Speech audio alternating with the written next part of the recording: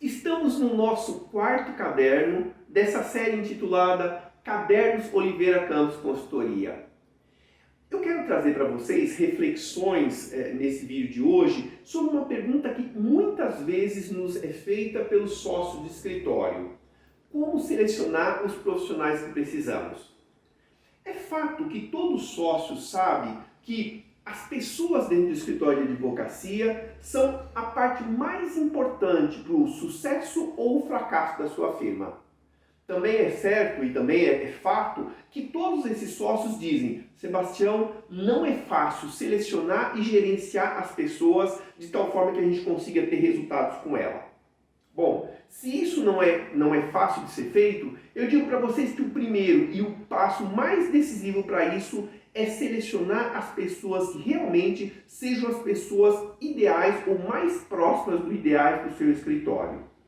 Várias vezes os escritórios nos procuram e falam assim: Sebastião, eu preciso de um profissional bom para a área civil.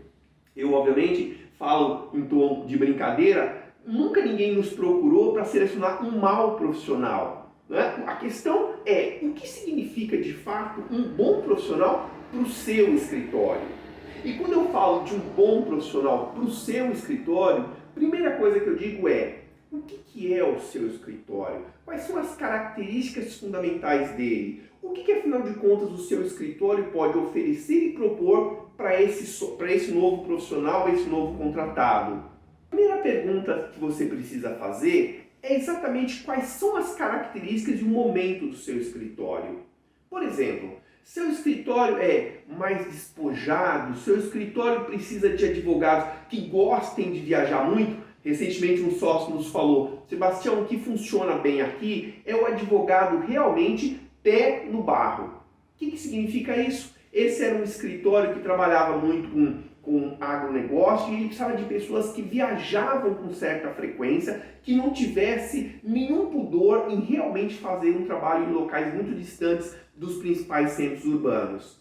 Isso é a característica do seu escritório? Se for, é importante levar em consideração.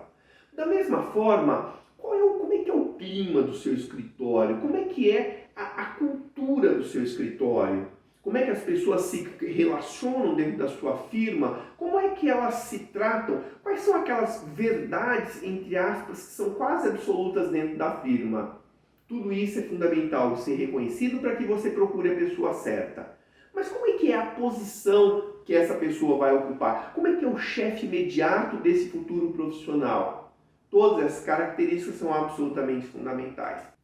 O segundo aspecto significa você ter uma estratégia para atrair uma quantidade grande de profissionais para se candidatarem àquela posição.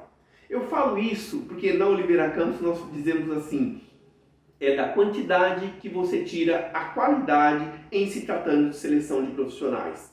Ou de uma outra forma ainda, se você tem 2 candidatos e uma vaga, é provável que uma dessas pessoas já estejam de antemão aprovadas para aquela posição. Ainda é claro que essa pessoa tenha muito pouco a ver, muito pouca aderência com essa posição que você tem em aberto. Quando eu falo em atrair uma quantidade grande de profissionais qualificados, talvez você pense assim: Sebastião, poxa, mas nós temos no mercado 14% de pessoas desempregadas. Certamente tem muita gente boa por aí que está procurando colocação. Digo para você, cuidado com essa afirmativa. Muitas das pessoas que estão no mercado não necessariamente têm as qualificações necessárias para ocupar essa posição.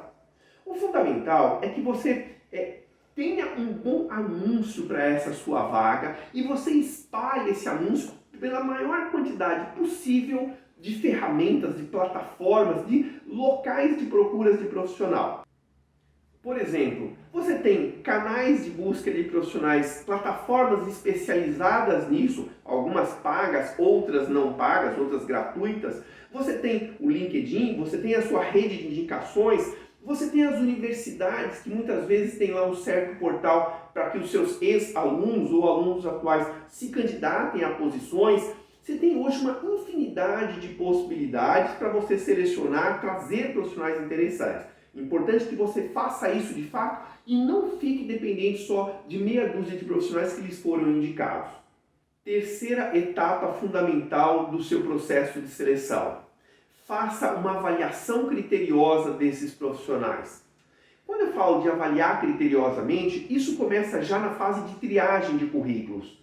Isso porque, se você tem lá 300, 400, 500, 700 currículos que você recebeu, você vai ter que fazer uma primeira triagem com alguns critérios que são chaves para aquela posição, para reduzir esse número a talvez 30, 40 pessoas, e essas pessoas, esses possíveis candidatos, é que você vai fazer uma conversa telefônica com eles.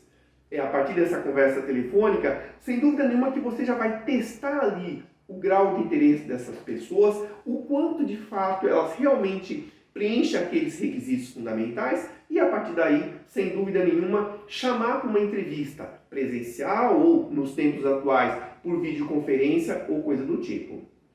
A primeira entrevista nós recomendamos que seja uma entrevista fundamentalmente comportamental. O que significa isso? Um profissional especializado em gestão de pessoas, um profissional especializado em recursos humanos, vai avaliar o quanto aquele candidato tem os valores realmente muito próximos do seu escritório. Ele tem um grau de ambição que é compatível com a sua firma? Ele quer crescer num ritmo que é compatível com a sua firma? Ele tem, ficou moderninho dizer isso hoje em dia, o fit cultural. O que é o fit cultural? Ele tem a cara do escritório. Para isso é fundamental que tanto esse profissional seja especializado nesse tipo de processo, quanto conheça o escritório bastante bem.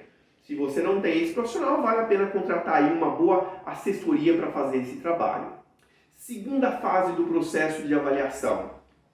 Tenha testes técnicos muito bem formatados para esse profissional. Seja uma petição, um parecer, a discussão de um caso, mas é importante que ele faça esse teste. E por que nós colocamos aí imediatamente posterior à fase da entrevista comportamental?